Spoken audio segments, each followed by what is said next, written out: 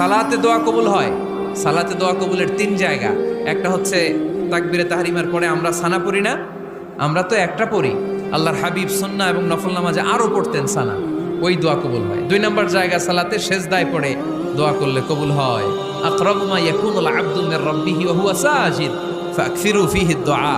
বান্দা যখন সেজদায় লুটিয়ে পড়ে বান্দা আল্লাহর সবচেয়ে কাছে চলে যায়। তা কিন্তু বিশ্বনবী বলে সেজদাটা তোমার রবের কুদরতি পায়ের উপরে পড়েছে। সেজদায় পড়ে দোয়া করেন।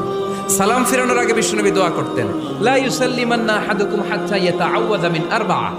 আল্লাহর হাবিব বললেন, চার জিনিস থেকে পানাহ না আছে আমার কোন উম্মত যেন সালাম না ফিরায়। তারা যেন পড়ে আল্লাহুম্মা ইন্নী আউযু বিকা মিন আযাবিল কবর, আউযু বিকা মিন আযাবি জাহান্নাম, আউযু বিকা মিন ফিতনাতিল মাহইয়া ওয়াল মামাত, আউযু বিকা মিন ফিতনাতিল মাসিহিদ দাজ্জাল। আল্লাহ কবরের আযাব থেকে বাঁচাও, আল্লাহ জাহান্নামের আগুন থেকে বাঁচাও, আল্লাহ জীবন